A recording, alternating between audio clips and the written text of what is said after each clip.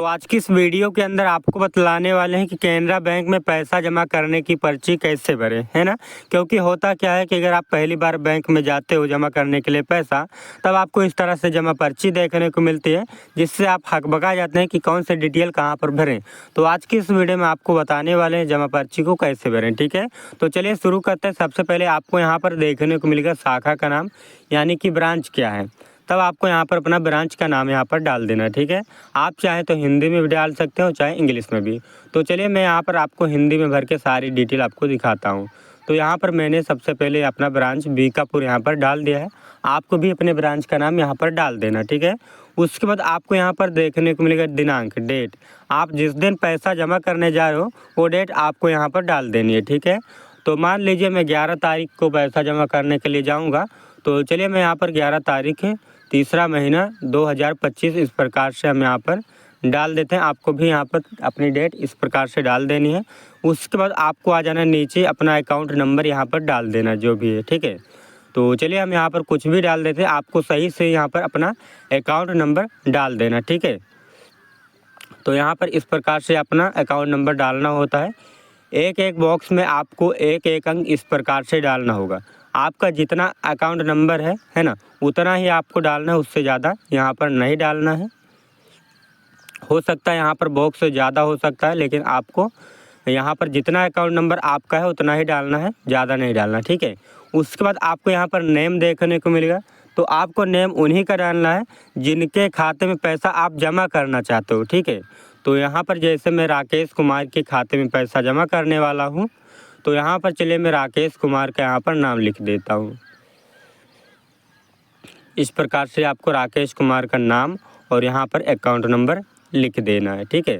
ऊपर मैंने उनका अकाउंट नंबर लिखा है एग्जाम्पल के लिए, और यहाँ पर नेम लिख दिया। उसके बाद आपको यहाँ पर एक मोबाइल नंबर लिख देना, ताकि आपसे कांटेक्ट किया जा सके अगर आपका पैसा जमा करने में कोई भी दिक्कत हो, ठीक है। तो यहाँ पर अपना एक मोबाइल नंबर भी लिख देना है।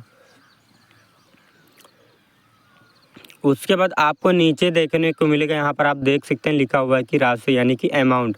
आप कितना पैसा जमा करना चाहते हो राकेश कुमार के खाते में। तो मान लीजिए मैं 30,000 जमा करने वाला हूँ, तब आपको यहाँ पर 30,000 अंकों में लिख देना है, ठीक है। तो चलिए मैं यहाँ पर 30,000 अंकों में लिख देता हूँ। उसके बाद आपको एक तिरछी लाइन खींच के इस तरह से आपको बड़ी लाइन खींच देना है, और यहाँ पर जो छोटा बॉक्स दिख रहा है यहाँ पर डबल जीरो लगा देना है, ठीक है। आपको इस तरह से लाइन खींच के इस तरह से करना अनिवार्य होता है, नहीं तो गलत हाथों में चला जाएगा तो आपके इस जमा करने की पर्ची के साथ छेड़खानी कर सकता है, ठीक है। उसके बाद आप जो यहाँ पर अमाउंट डाले हो अंकों में, वही आपको यहाँ पर शब्दों में डालना होता है, ठीक है। तो यहाँ पर चलिए हम 30,000 यहाँ पर भी लिख देते हैं शब्दों में इस तरह से। उसके बाद आपको यहाँ पर लिख देना लास्ट में मात्र या केवल, ठीक है। तो चलिए हम यहाँ पर लिख देते हैं मात्र 30,000 मात्र। उसके बाद आपको ये सब डिटेल नहीं भरनी, यहाँ पर आ जाना। यहाँ पर आने के बाद आपको देखने को मिलेगा पैन कार्ड नंबर। अगर आप 50,000 रुपये या 50,000 रुपये से अधिक जमा कर रहे हो, तभी आपको यहाँ पर पैन कार्ड नंबर डालना, नहीं तो इसे छोड़ देना, ठीक है।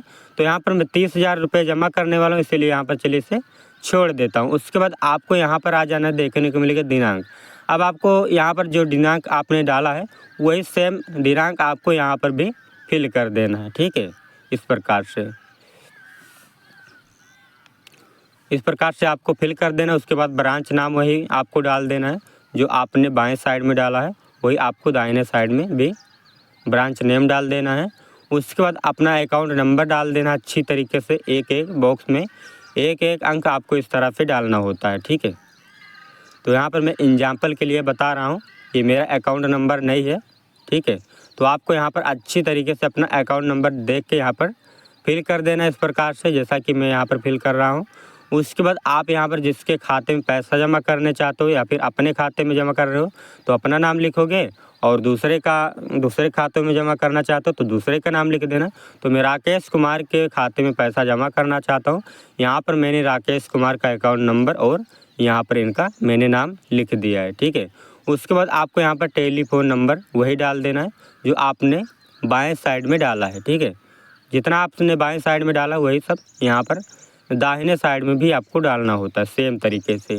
उसके बाद आपसे नीचे पूछा जा रहा है ईमेल आईडी, अगर आपके पास ईमेल आईडी है तो डाल देना है, नहीं तो छोड़ देना, कोई भी दिक्कत नहीं होगी। तो चलिए हम यहाँ पर इससे छोड़ देते हैं। उसके बाद नीचे आपको देखने को मिलेगा, यहाँ पर आप देख सकते हैं, आपको बोला जाए कि शब्दों में लिखो जो आपने वहाँ पर जितना पैसा जमा करना चाहते हो आपको पहले शब्दों में लिखना है यहाँ पर, ठीक है। तो चलिए हम लिख देते हैं 30,000, उसके बाद मात्र या केवल इस तरह से लगा देना है। उसके बाद आपको नीचे यहाँ पर बॉक्स में देखने को मिलेगा जो आपने शब्दों में लिखा है वही आपको यहाँ पर अब अंकों में लिखना है, ठीक है। तो चलिए हम 30,000 रुपये यहाँ पर लिख देते हैं, इस तरह से आपको लिखना है। उसके बाद आपको क्रॉस लाइन खींचकर इस तरह से लंबी खींचकर डबल जीरो लगा देना है। अब आपको यहाँ पर नीचे वाली डिटेल नहीं भरना है, चेक वालों के लिए, तो इस प्रकार से आपको फिल कर देना है। उसके बाद आपको यहाँ पर पूछा जाएगा कि आपके पास कौन सी नोट कितनी है, ठीक है। तो यहाँ पर आपसे पूछा जाएगा कि 500 की कितनी है, 100 की कितनी है ना। आपको यहाँ पर नोटों की संख्या डालना है। तो मान लीजिए मेरे पास जो 500 की नोट है, यहाँ पर 60 नोट है, तो 500 गुणे 60 यानी कि यहाँ पर हो जाएगा 30,000। इस प्रकार से आपको गुणा करके आपको यहाँ पर लिखना होता है, ठीक है। तो यहाँ पर मैंने 30,000 लिख दिया। उसके बाद आपको यहाँ पर जो आपको बॉक्स दिख रहा है यहाँ पर डबल जीरो लगा देना है, ठीक है। उसके बाद आपको नीचे लाइन खींचना है यहाँ पर कोने तक, इस तरह से है यहाँ तक ऐसे लाना है और यहाँ पर आपको टोटल लिख देना है 30,000 रुपया, ठीक है। तो चलिए मैं यहाँ पर लिख देता हूँ टोटल में 30,000 रुपया। उसके बाद आपको यहाँ पर जो दिख रहा है यहाँ पर डबल जीरो लगा देना है और यहाँ पर आपको कुछ भी नहीं करना है। अब आपका यहाँ पर जो जमा पर्ची है यहाँ पर भर चुकी है। अब आप बैंक में जाएंगे तो आपको ये जो आपको बाएं साइड में दिख रहा है, आपको यहाँ से अंगूठा वगैरह लगाएंगे और मतलब सिग्नेचर करेंगे और यहाँ पर अपना स्टैंप लगाए, इस पर से आपको फाड़ करके दे देंगे ताकि आपके पास जमा करने का कोई प्रूफ रहे और आप बाद में अगर कोई भी दिक्कत हो तो आप ये ला करके बैंक में फिर से दिखा सको, ठीक है। तो आपको ये फाड़ कर दे दिया जाएगा बैंक की तरफ से, यहाँ पर सिग्नेचर करके और यहाँ पर स्टैंप लगा करके, ठीक है। तो यहाँ पर एक काम और है, यहाँ पर मैंने सिग्नेचर नहीं किया है, तो यहाँ पर सिग्नेचर वही करेंगे जो बैंक में पैसा जमा करने के लिए जा रहे हैं, है ना। अगर राकेश कुमार अपने खाते में जमा करने जा रहे हैं तो यहाँ पर राकेश कुमार का नाम होगा। अगर मैं खुद जा रहा हूँ राकेश कुमार के खाते में पैसा जमा करने के लिए तो चलिए मैं यहाँ पर अपनी सिग्नेचर कर देता हूँ, क्योंकि मैं ही राकेश कुमार के खाते में पैसा जमा करने के लिए जाऊँगा, ठीक है। तो आपको इस प्रकार से अपनी एक सिग्नेचर भी कर लेनी है, ठीक है। तो आई होप मेरे द्वारा दी गई जानकारी आपको अच्छी लगी। अगर भाई अच्छी लगी हो तो इसे लाइक करो, चैनल को कर लो सब्सक्राइब। मिलते हैं किसी नेक्स्ट वीडियो में, तब तक के लिए आप सभी का बहुत बहुत धन्यवाद। Thank you so much.